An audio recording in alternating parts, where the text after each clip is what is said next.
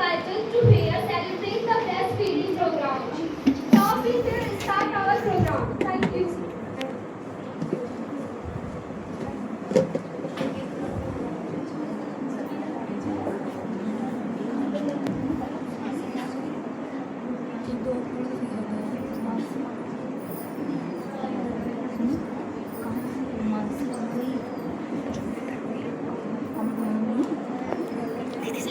सभी सुनो।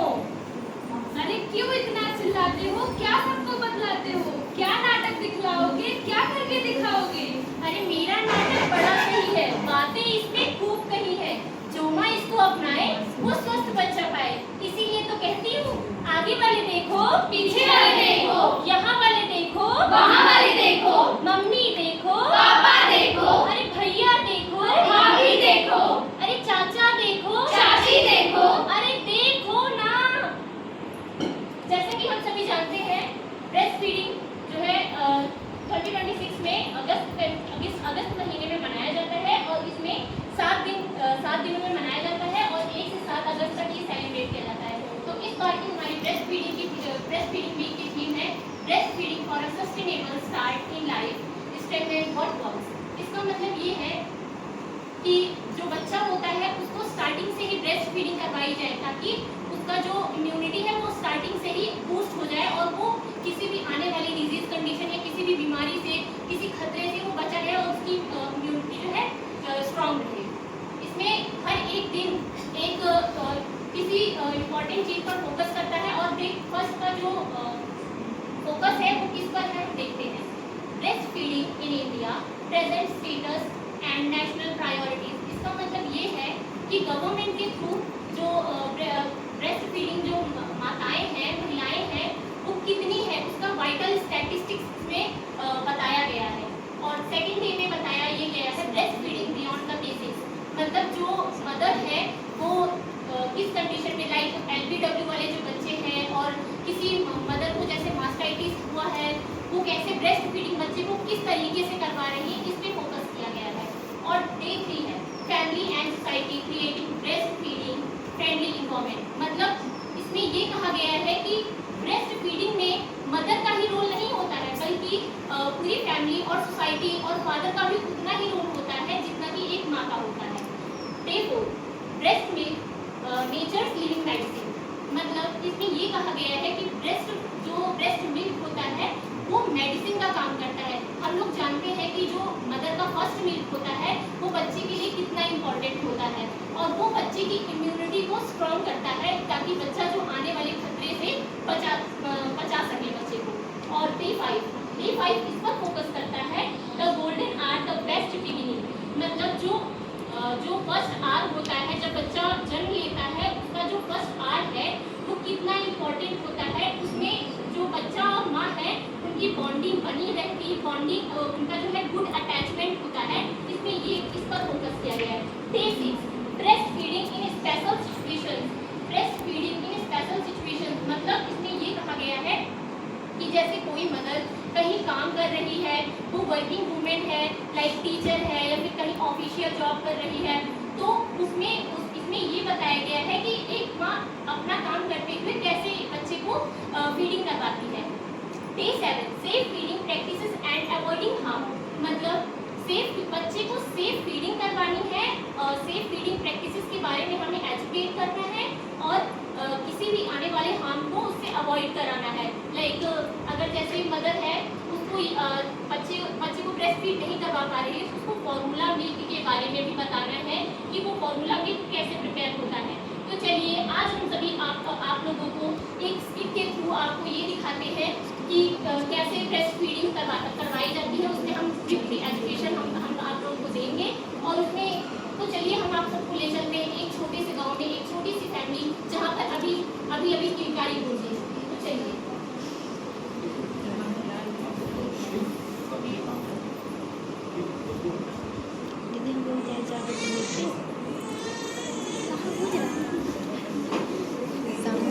अरे क्या हुआ बच्चा क्यों हो रहा है?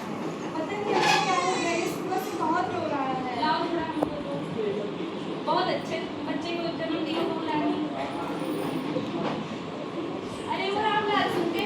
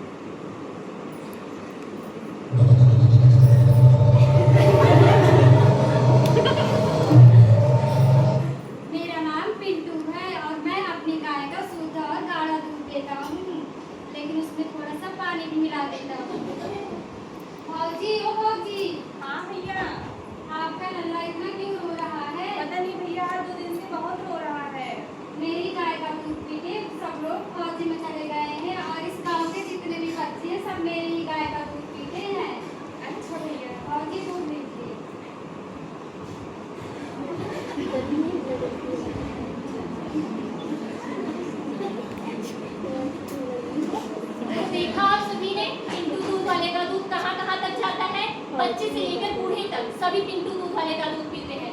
और आप सभी तो जानते हैं कि गांव में कहीं ना कहीं एक पड़ोसी ऐसा होता है जिसको सब के बारे में सब कुछ पता होता है। तो चलिए हम लोग मिलते हैं ऐसे पड़ोसियों से।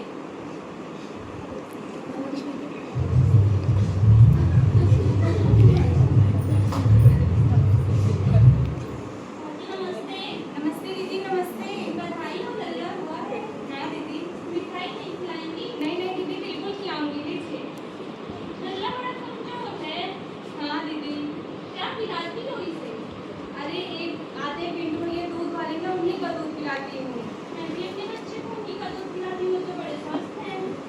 पता नहीं दीदी क्या हो गया, 2 दिन से दस्त और उल्टी दोनों हो रही है और रोज दौड़ रहा है। चलो ठीक है, बहुत दिन से। ठीक।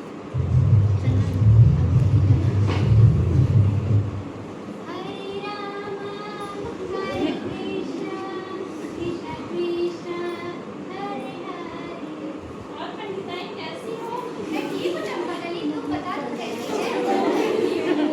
और बता आजकल मोहल्ले में क्या क्या चल रहा है? फूल कुमारी का गई, उसका लल्ला बड़ा कमजोर है। अच्छा, चल चल के देखते हैं।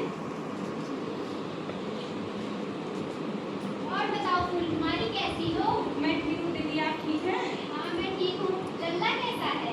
पता नहीं दीदी क्या हो गया, हो रहा है। बड़ा कमजोर दिख रहा है। हाँ दीदी, वो क्या है ना, उल्टी और दस्त हो रहा है। क्यों अपना स्तनपान नहीं कराती क्या इसे? नहीं दीदी, वो जो मेरी सासू अम्मा है ना, कहती है पिंटू दूध वाले भैया से दूध लिया करो, वही पिलाया करो।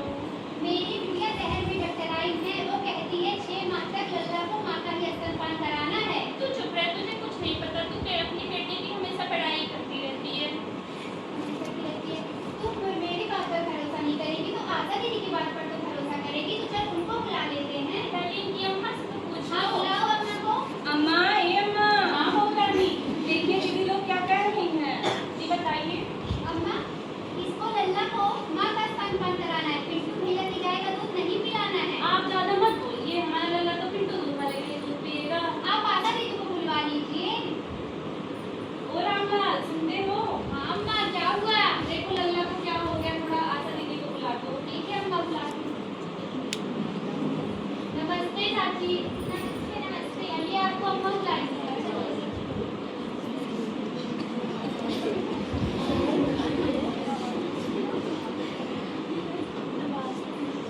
नमस्ते दीदी। नमस्ते। क्या हुआ फूल कुमारी, क्यों बुलवाई? पता नहीं दीदी क्या हो गया, 2 दिन से लल्ला बहुत रो रहा है, दस्त और उल्टी भी हो रही है। क्या पिलाई थी? अरे जो पिंटू दूध वाले भैया आते हैं, उन्हीं का दूध पिलाई थी।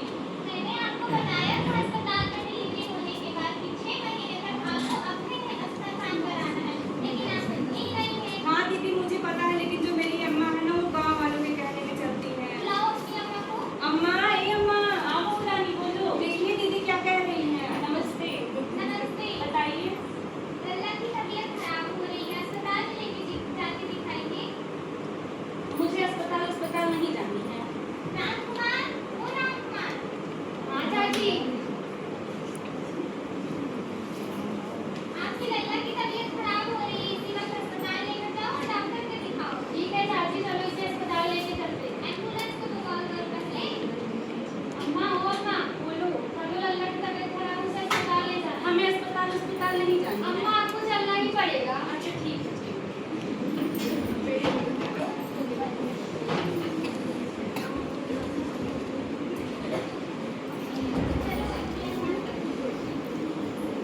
डॉक्टर साहिबा, डॉक्टर साहिबा। और क्या हुआ, क्या हुआ? देखिए मेरे लल्ले को क्या हो गया, बहुत रो रहा है 2 दिन से। बताइए, मैं तराउंगी डॉक्टर में देखा। देखो डॉक्टर साहब, पहले मेरी मरीज को देखो, पहले मेरी। ठीक है। बताइए क्या हुआ है?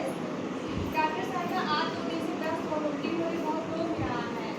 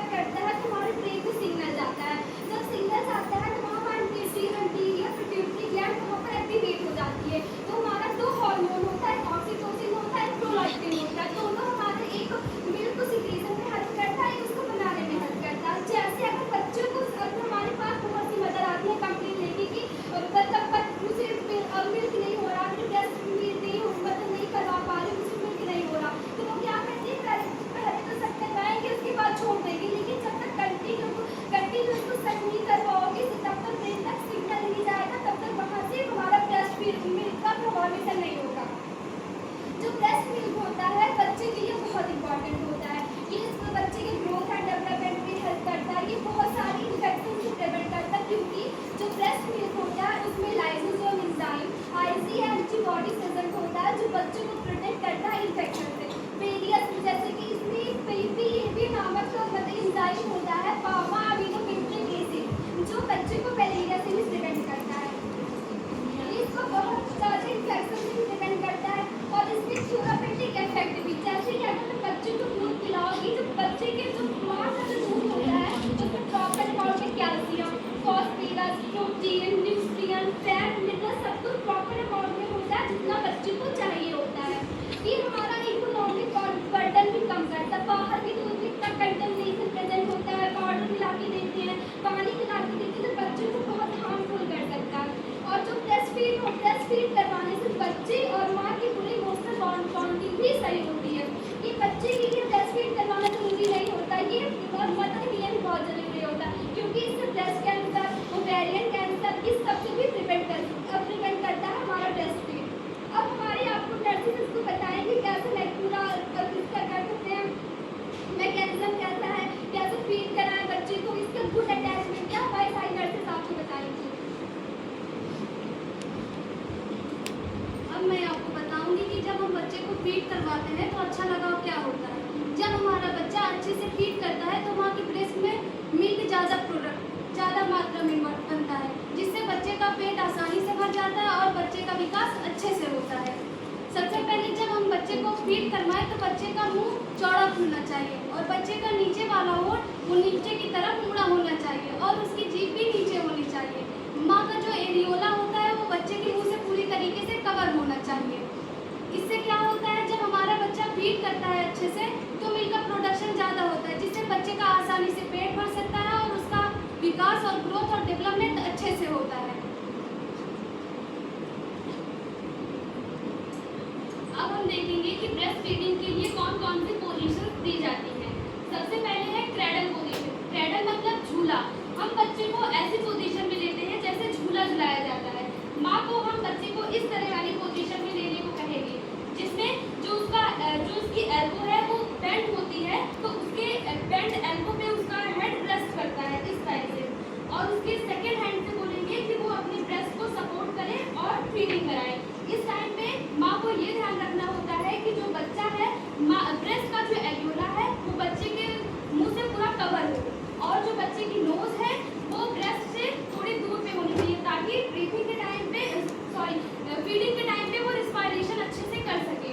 और जो बच्चे का लिप होता है वो बाहर होना चाहिए और बच्चा माँ के बिल्कुल क्लोज होना चाहिए ताकि उसको वार्मनेस प्रोवाइड हो सके।